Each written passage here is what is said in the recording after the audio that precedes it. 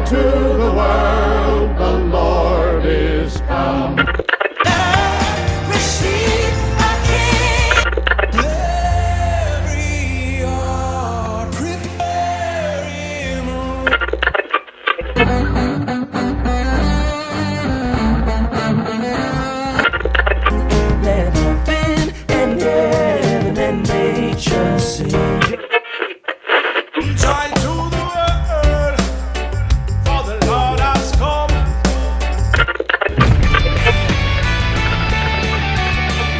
For today, in the city of David, there has been born to you a Savior, who is Christ the Lord.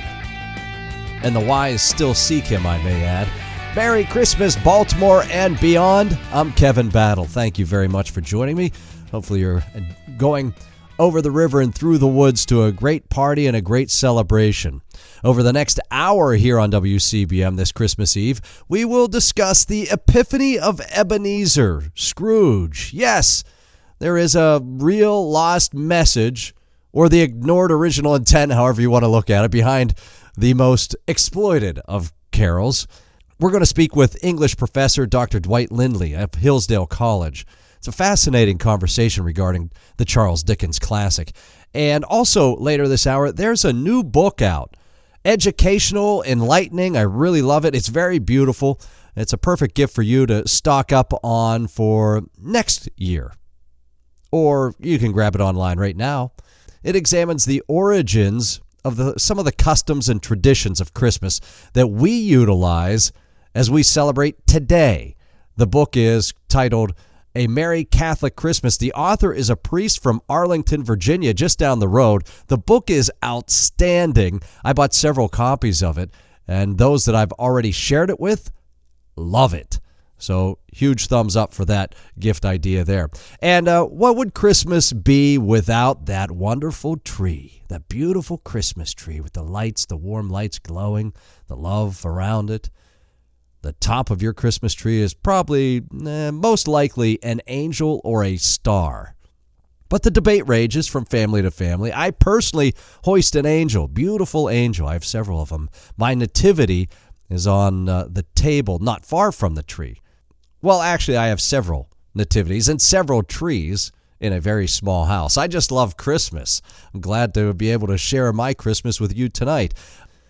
At the bottom of your tree, beside the presents, many folks must have a train. Are you one of those people that needs a train or remembers fondly having a train? I do not have a train up this year. And many people don't even simply settle for a train, but it's a massive layout. And in fact, it's not even, some of the layouts are so big they take up most of the room or the basement of the house, so they're not even near a tree. Maybe they have like one of those little tiny train set trees on it. But people love their trains. For many families, a tradition is attending a model train display. Have you been to one lately? There's some really cool ones around. And Baltimore is home to one of the most unique, amazing displays, but it's not miniature. It's immersive, and it's massive, and it's right here in Charm City. I'm talking about the Winter Wonderland Holiday Festival of Trains at the B&O Railroad Museum on West Pratt Street. One of the coolest spots in town. You can visit it through the New Year's if you're off this week. But how about we get back to my trees? Okay, live or fake? What do you prefer? I'm a live kind of guy. Probably about 200 more lights than necessary. I like to light things up. Although I also have a fake pre-lit tree as well, which, of course, I had to add extra lights to. It's just what I do. I actually thought Christmas tree prices seemed a bit down this year from last year. I don't know if you agree with me or not, but not many places were actually selling them. It's harder to find a tree light. You usually find them in front of the big box stores now. And I think the smaller, it was a decent looking tree, smaller size one was about $45-50. But they went up pretty rapidly from there. I mean, your entry level, your 4-cylinder tree, about $45-50 if you want a real one. After that, you want a really nice one, you're talking 80, 100, 120, 150, depending on how tall you want it. I mean, they can get up there pretty quickly. Now, there is a way for you to get a $10 live tree. So grab an axe, fill out the form for a permit, and then you can go to a national forest. Yeah, you can chop down your own tree if you'd like. However, there are a few rules. It has to be growing more than 200 feet from any sign of civilization. I mean, 200 feet from the road, a garbage can, a rec center, a campsite, 200 feet. So good luck. You're going to go chop it down. Then you remember you got to drag it through the woods, 200 feet to a roadway. TheConversation.com had an interesting article about tree farming. The Department of Agriculture says 3,000 farms in the United States sell a total of 12 million trees. So they grow them on about 295,000 acres. 12 million trees in the U.S. Grown, cultivated, sold. About 100,000 people work either full-time or temporary throughout the season getting those trees together for you. However, that economic downturn that we had and a few dry summers have seen about 500 tree farms close up shop over the last decade. Plus, get this, we import another 3 million trees, mostly from Canada. The capitals of tree farming in the United States, Indiana County, Pennsylvania, and the state of Oregon, followed by North Carolina and Michigan. Now, that's for live trees. However, if you look on that box of your fake or artificial tree, we all know the true tree capital is Yiwu City, China. The U.S. imported over 20 million boxes of fake trees last year alone. And some are really great. Some do look great. However, they also lose their needles. So those of you who have started buying fake trees because you didn't like dealing with the needles, yeah, those things shed too. Those fake ones shed too. And they never decompose. And they can combust as well, just like the real trees do. And they don't have that fresh tree smell. And the real ones really seem to bring life into your home, don't they? I love them. Anyway, we'll get into the origins of the Christmas tree, the Nativity, and the poinsettia ahead. But coming up next, we travel to Hillsdale, Michigan, for a conversation about the Charles Dickens classic that we fondly know as A Christmas Carol. Now, there is a backstory that seems to be lost in Hollywood lately. We'll get into that coming up. It is Christmas Eve. I'm Kevin Battle. This is Baltimore's Talk Radio 680 WCBM.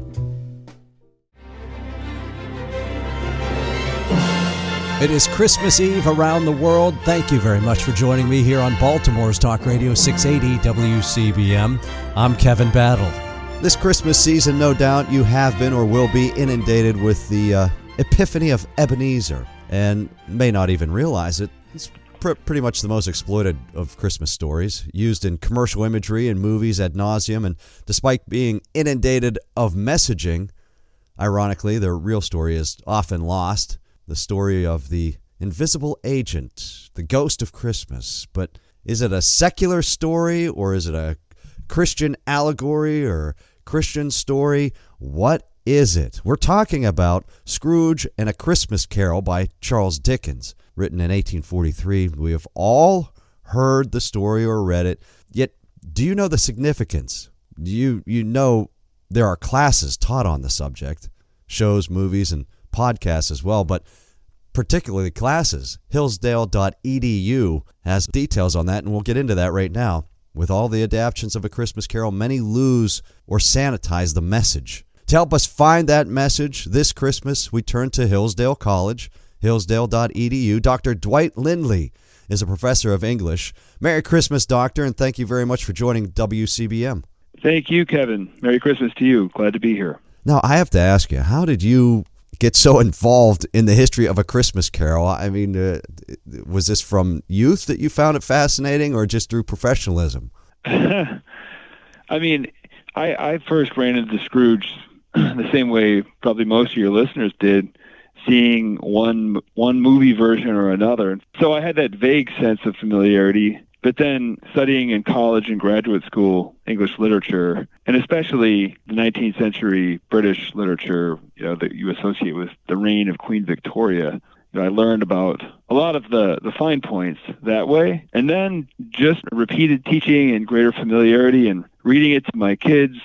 I've taken a lot of different passes at it from different angles. That's pretty interesting. Now, with Scrooge and A Christmas Carol, has it been sanitized over the years from its original intent to now? Has it been secularized? I mean, I think a lot of things have been sanitized, and I think we all kind of do that even without thinking about it. But some of the Hollywood versions of this or BBC versions definitely are selective. I mean, you have to be a little selective in order to fit it into the right size for broadcasting. So, what are you going to choose is kind of a big question. But as you're suggesting, as you're hinting, oftentimes the things that Hollywood will choose to leave out are things that they don't think are important.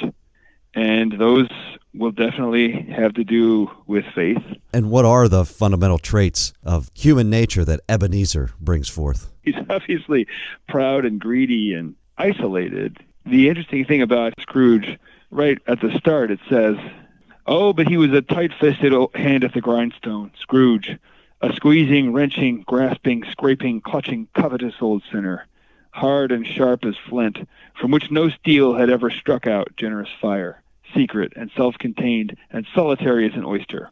So he's got this kind of coldness about him, and this, it says self-contained, right? But the point is, I think the important thing to see is he's walled himself off from other people. That, vulnerability and trying to take care and love other people the way they deserve is hard, and it hurts. You run the risk of losing things and being hurt yourself. So he's one of these guys who has kind of made his own life that he can control and determine and define, and that has made him cruel and unhappy, and all of these kind of caricatures, right? Caricaturish characteristics that he's got. Now, some would say that he walled himself off after the death of Jacob Marley, his partner, who was not a good person, but he sort of lost control of his own life while he walled himself off with Belle, right? Early in life, Oh, that's right.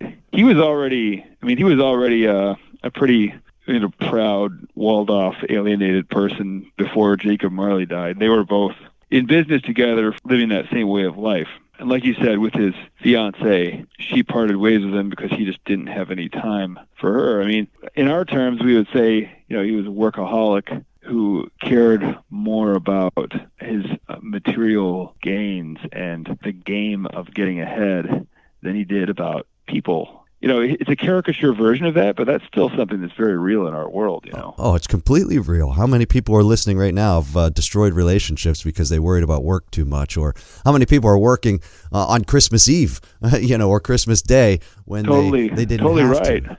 They elected and to. I got a bunch of little kids, and people are always saying to me, people who are 10, 20 years older than I am, pass me in the grocery store and say, these kids are going to be gone before you know it, and I didn't spend as much time as I wanted to with my kids because I was working too much.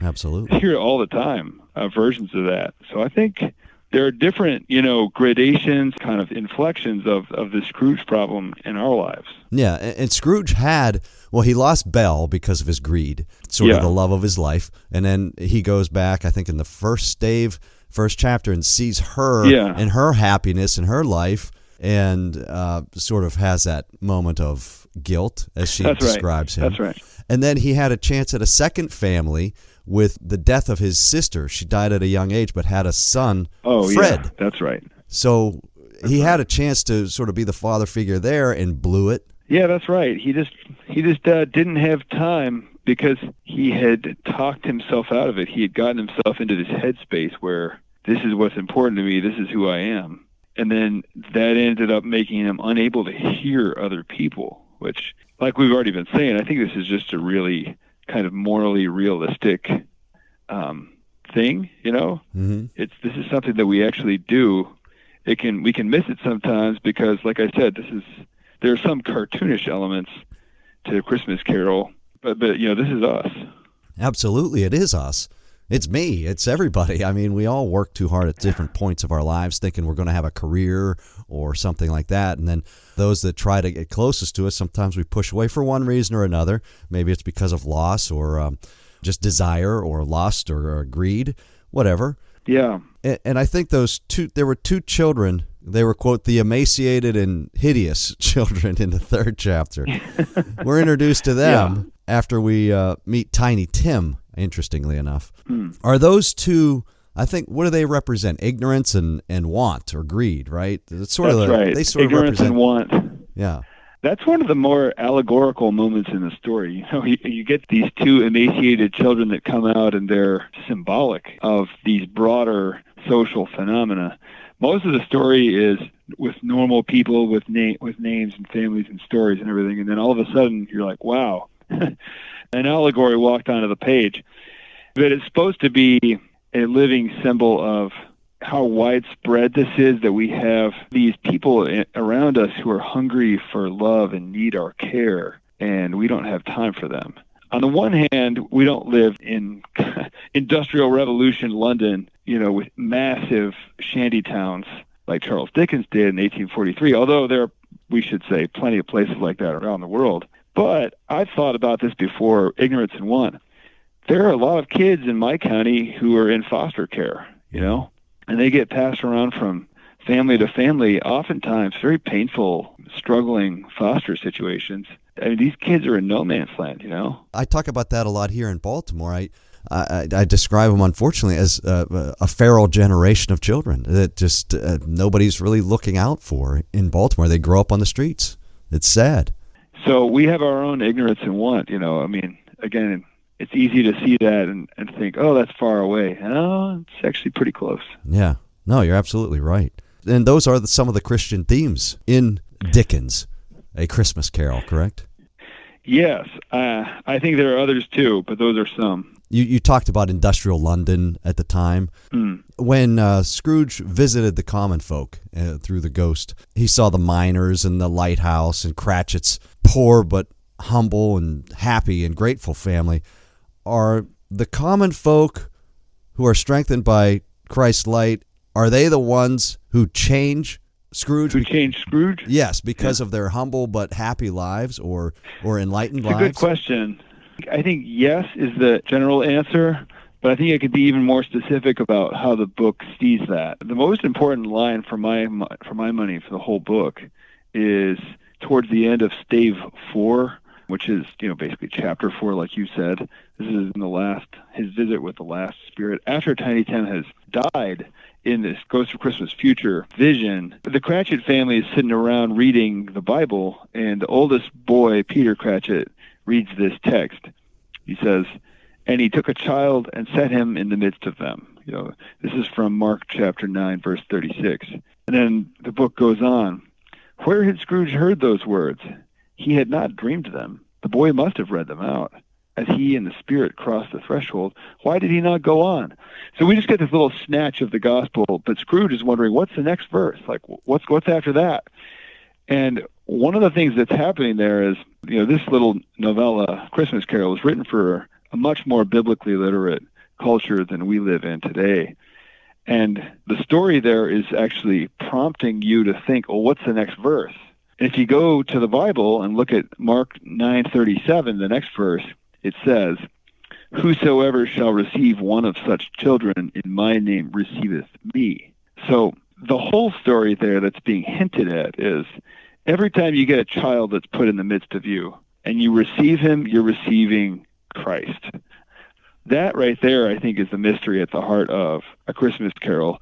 That's the biggest thing that people miss, and definitely Hollywood leaves out. They don't have any Bible reading in there. No. In their versions, but he wanted to leave it subtle. He didn't want it to be kind of a heavy-handed, right, bash you over the head with it.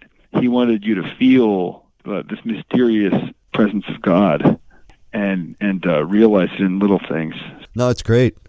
People have to get the message somehow. And like you said, the lighthouse people, the miners, the poor, the struggling people, the little children, the least of these, right, that populate the pages of this book, in them, in receiving them, like Scrooge is learning how to do, you're receiving God. That's the mystery of Christmas that Dickens is trying to pass on here. Very well said. Dr. Dwight Lindley joins us. He's a professor of English at Hillsdale College. Hillsdale.edu has a complete study. It's a class on Scrooge, A Christmas Carol. Let's get to Jacob Marley. He's a condemned man, the old business partner of Scrooge. He died, 7 years earlier than this dream sequence. His spirit is carrying the heavy chains and heavy money boxes or deposit boxes, representing the greed during his earthly life. But in the 7 years since his death, Scrooge multiplies Marley's greed. Is Scrooge worse than Marley? Or was it depression, or just a person with no faith becoming even more lost because of his friend's death? I think he's kind of the same. He's just lived longer. There's this imagery that comes from Dante, the medieval poet Dante in his Divine Comedy, where he has these images in his version of the afterlife where people are being punished by being given their sins. Their own sins are fashioned to punish them. And so Marley appears with these chains that are made out of his lock boxes and his money. And he says, I wear the chain I forged in life. I made it link by link and yard by yard. And he's saying to Scrooge, look, you are bound by your sins as well, and you'll suffer for them later if you don't do something now, if you don't make a change. So it's kind of a call to conversion for Scrooge. Absolutely. And it works in the end. He becomes a gleeful, childlike adult and very happy and winded in a good way. I hope everybody gets that message. Read the original, or what do you recommend people do this Christmas season? I think reading the original is pretty priceless. There are things you get from that you don't get from any version, but I am not exclusive about this. I think you do whatever you can do, and there are some great film versions too that give you pieces of it. One thing that people can do that might be a compromise is listen to the audiobook. When you're driving in the car to go visit grandparents or something, if you have a 2-hour trip, you could probably listen to it. You know? That's a great idea. And definitely check out the class at hillsdale.edu. Dr. Dwight Lindley, professor of English at Hillsdale College, thank you so much for enlightening us about A Christmas Carol. My pleasure, Kevin. Thanks for having me. Merry Christmas. Thank you. From A Christmas Carol to a Christmas tree and the traditions and Advent, and what does it all mean? Well, there is a new book out, a fantastic book that will ensure that you have a very Merry Christmas.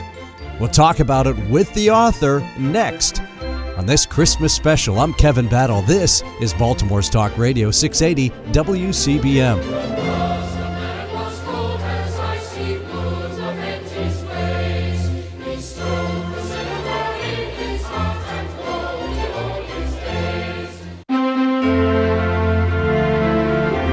Welcome back, and thank you for enjoying our Christmas special here on Baltimore's Talk Radio 680 WCBM. I'm Kevin Battle. From Baltimore, we travel just a short distance to the Catholic Diocese of Arlington, Virginia, and we are honored to welcome in Father William Saunders to our celebration and to speak about his outstanding book. It's only about 170 pages with beautiful imagery, but it is being called The Book That Saved Christmas by folks like none other than Raymond Arroyo. Simply titled Celebrating a Merry Catholic Christmas, a guide to the customs and feast days of Advent and Christmas.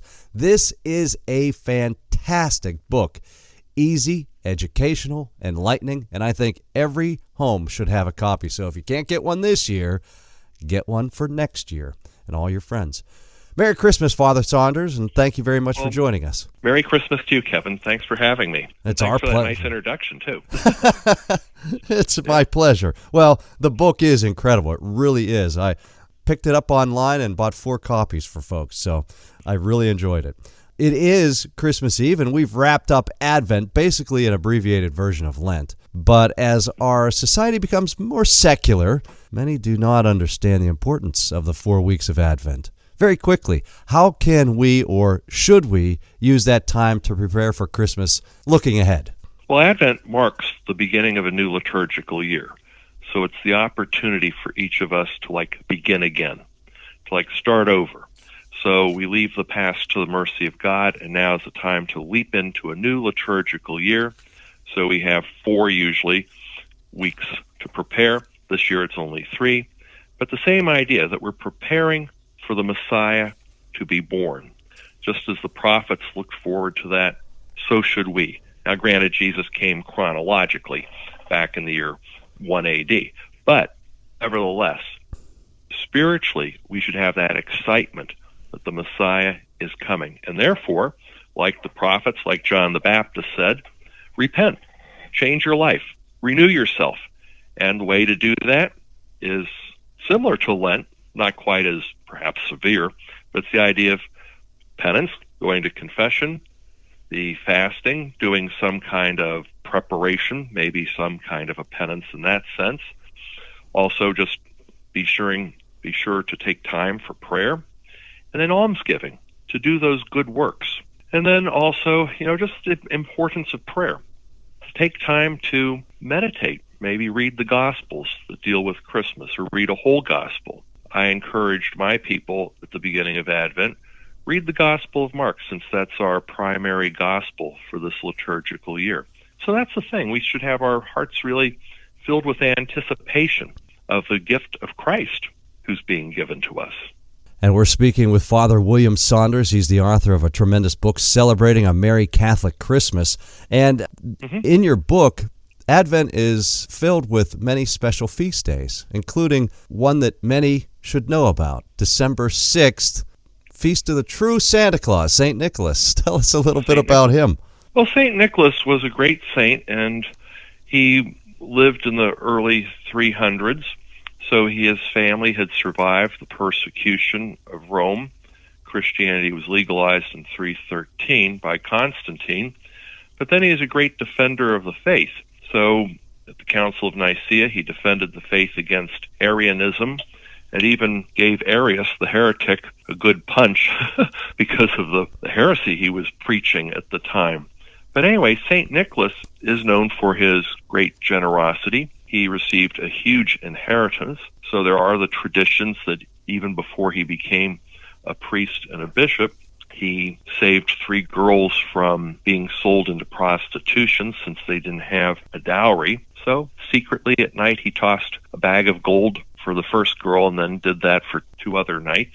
So that was the idea of the gift giving in a sense. It is also a traditional story that he raised someone from the dead. So many good stories about St. Nicholas.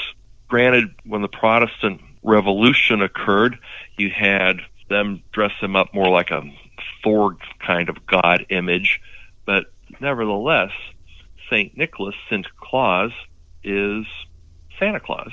And it all comes together. His traditions have lived on. He was, again, known as a very holy man in the very early church iconography. He is usually dressed in red vestments, too, typically symbolic of a bishop. And then also, coming from where he was, he would have had like a little fur around his hat. There's so much to say about St. Nicholas, but the importance is he gave his life to Christ. He defended the faith in a time of confusion with this Arian heresy, but was also generous with what he had been blessed with. He gave to help others. And it's a tremendous story, and many of us will be looking out the windows, hoping to stay up long enough just to get a glimpse of St. Nicholas or Santa Claus, a.k.a. Santa Claus, tonight. The Christmas Carol, 12 Days of Christmas. Oh, yes. Very commercialized now, used to sell many products from cars to phones, everything in between.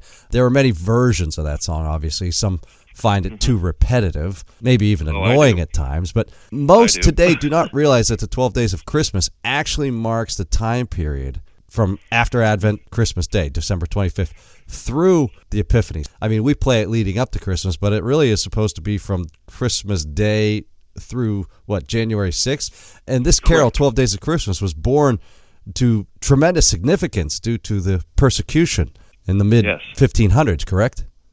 Correct. Yeah, I agree with you. To me, this has always been an annoying carol, but until I found out what the background is. So beginning with Henry VIII, he had severed the Church of England from the rest of the Catholic Church. And then especially with the reign of Elizabeth I in 1558, the Mass was totally outlawed. Priests had to go into hiding. If they're caught celebrating Mass, that was an act of treason. punishable by being hung, drawn, and quartered. Catholics were taxed if they were practicing their faith. Heavy fines imposed. It was awful. So kids weren't allowed to receive a religious education. Catholic kids weren't allowed to go abroad for like higher education. So great persecution to destroy the church. So the little carol developed as really a means of catechism.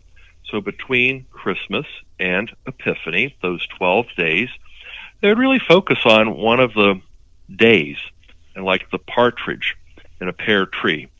In nature, the mother partridge will pretend to be injured to lure predators away from her little nestlings. And so the Lord protects us from Satan. He's given us Christ. The pear tree also became a symbol of the cross. So that first day especially, we're focusing, of course, on Christ. And then the two turtle doves, Old Testament, New Testament. They try to make it a very catechetical means of teaching children. So the kids would know the symbolism. They'd hear, oh, well, two turtle doves. That's the Old Testament, New Testament. And so there you go. And it goes on from there. We don't have time to go through it's in the book. All the 12 days. It's in the book. It's in the book. And the book so rather than get annoyed when you hear, the repetition, it's one of those catechetical things that keeps building as you sing it. And the book is celebrating a Merry Catholic Christmas. Pick it up for next year. Right. Interesting chapter in the book, and again, the imagery is beautiful. How did the greenery and the flowers, the Christmas tree, how did it come into practice and tradition? Well, as Christianity grew, we adapted what could be seen as pagan things or have some pagan origins that were used in their religious practices, but adapted them to the faith. So, for instance, now the star, of course, is the star that's shown, and the Magi followed that star. So that's definitely just biblical. But then you think of something like, let's say, the mistletoe. Well, the mistletoe was used by Druids for healing. Well, Christ is the divine healer who came to save us from sin, heal our souls. So immediately that becomes a symbol, really, of Christ. Or we think of the holly with the prickly leaves and the red berries.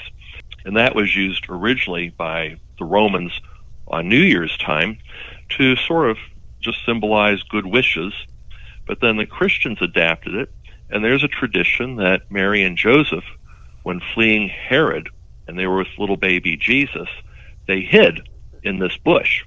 And miraculously, it grew thorns, and therefore the soldiers wouldn't dare look in this big, huge bush to find or search for this child Jesus. Then, too, another tradition is that the holly tree was used for the cross, and since Jesus wore a crown of thorns and shed so much blood for us, that the holly bush, after the crucifixion, developed thorns and also the red berries. But also it has a white blossom, too, and that always was the purity of our Lord. And that's a beautiful image. And Jesus was born of Mary, who was free of all sin. Or like the poinsettia comes from Central America. And there's a beautiful little story that shortly after the apparition of Our Lady of Guadalupe and the conversion of the Aztec people, that they were having like a kids' mass, and all the kids brought flowers and so on for baby Jesus. And this one poor little girl, she brought this just like green, weedy-looking thing, and the kids chuckled and so on. But the priest praised the little girl for her gift, and when he turned to give it to baby Jesus to put at the altar, there are these beautiful red blossoms, again symbolizing the blood that was shed for us. So all these images. And the key here is that, we adapt things. We just don't rid them. Just like the basilica architecture of the Romans, we use for churches. But the Christmas tree is beautiful because in the year 700, about, St. Boniface traveled to Germany to evangelize. He cut down the pagan oak of Thor, where they offered sacrifice of children yearly to bring about good weather and good crops and good cattle births and so on. And with that, behind it was a fir tree. And the fir tree, he said, is their new holy tree because it's evergreen. Christ gives us everlasting life. The branches point upwards to heaven like our souls should. It put lights on it, candles, as Germans will still do, real candles, to symbolize the light of Christ coming into this world, as well as the stars that shone into the sky. So that became our Christmas tree. So it replaced the old pagan oak. So really, just all these beautiful traditions that we have. So even though they might have some, say, pagan origins, they've been baptized. There's nothing wrong with that. Yeah, traditions evolve, they morph, they change a little bit, and they adapt. And interestingly enough, Father, the Christmas tree tradition predates, people will be shocked to hear this, predates the creche or the nativity scene, or the Principio, as they call it in Italy, where it's a national obsession. What are the origins of this favorite of mine, the nativity scene? Oh, well, that's a great one. And this year's very special because it marks the 800th anniversary of St. Francis establishing the nativity scene. So in the year 1223, St. Francis was in Greccio, Italy. He wanted to do something very special for midnight mass. He wanted to put together this representation of that first Christmas. So he found an ox and an ass, a statue of Mary and Joseph, and then borrowed a little kid's baby doll, and then set it all up for midnight mass. It was as simple as that. And it is said that after reading the gospel, because St. Francis was a deacon, not a priest, he went over, and the choir is singing Puer Natus, the child is born. And so he picks up the little baby doll, and people attest that it came alive, that St. Francis actually held baby Jesus. You can imagine how beautiful that was to look in the eyes of baby Jesus. After a few, maybe seconds even, that seemed like forever, put Jesus back to being a baby doll. But what a beautiful story. And from that, we developed the tradition of setting up our manger scenes, obviously with more figures now. But it's so beautiful to gaze upon that manger scene and just envision being there, the real thing. Let it come alive in our hearts. It's also good practice for Lent. I say this to my parishioners. It's in the book, is to have each child who does a good deed each day put a little piece of straw in the manger scene, so that when Jesus comes on this earth on Christmas Day, or comes to us on Christmas Day, that he'll have a home filled with love from our good deeds. Well, that's a tremendous story. It is. It's fun. Beautiful story. And it should be noted that between Christmas and Epiphany of January 6th, there are several holy days: Feast of the Holy Family, a Solemnity of Mary, Mother of God. New Year's Day is Feast of the Holy Name of Jesus on the 3rd as well.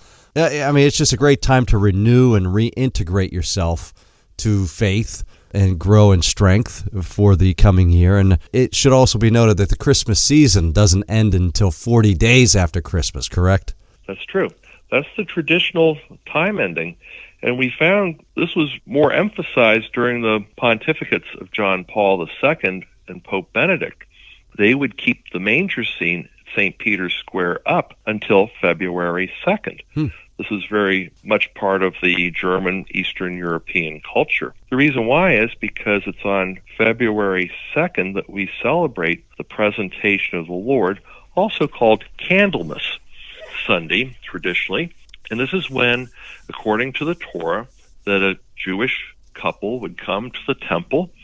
The mom who just gave birth would go through a purification ritual.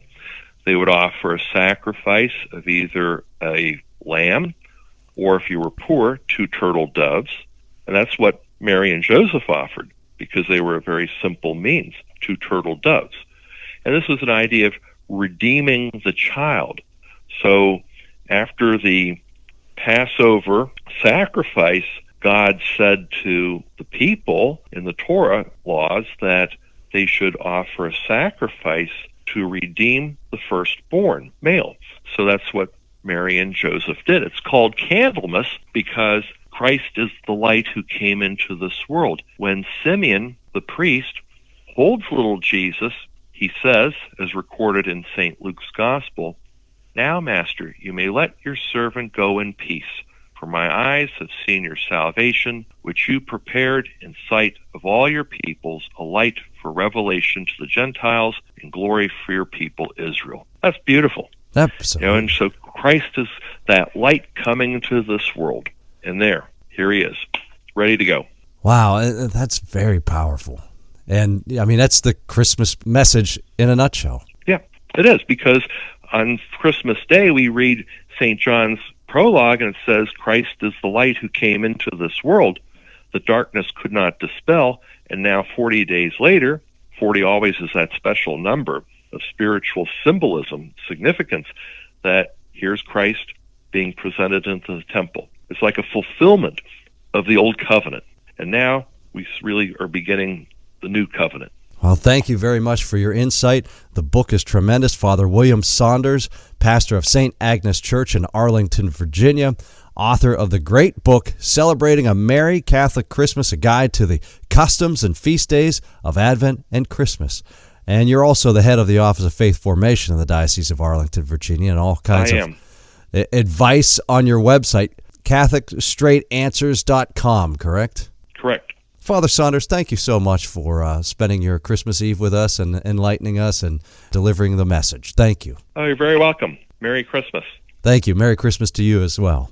And Father Saunders shared with me that the book was meant to be an heirloom of sorts. He meant it for families and parents to be able to use and access and share in order to pass the traditions and true meaning of this holy season on to their children, the kids, the next generation that is simply too caught up in the secular side of life.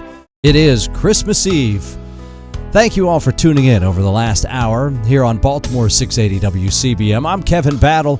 And thank you to our guests, priest and author Father William Saunders, and a Christmas Carol expert from Hillsdale College, Dr. Dwight Lindley. Now, there is still some holiday season left, folks, so you need to get out and enjoy it pretty quickly. Get into the spirit. Take an afternoon to visit some of the events happening in town through New Year's Day. And whatever you're doing tonight, tomorrow, or the next, make it merry and bright, will you? Whether your gathering is large or small, it doesn't really matter the size, and no gifts are needed. Make it glorious and joyful. I'm heading over to my parents, to be honest with you, to make them the traditional Reuben sandwiches. What, huh? Reubens? Yeah, I'll explain. And then we're going to head over to midnight mass. A larger family gathering is in a couple of days. The Reubens, well, let's just say that's a small, unique family tradition that started about 48 years ago. I talked about it during last year's Christmas show, and if you'd like to hear about that or listen to this special again, simply log on to YouTube or rumble.com and search my name, Kevin Battle. My videos are all there. Check them out. God bless you all, Baltimore and beyond, and Merry Christmas.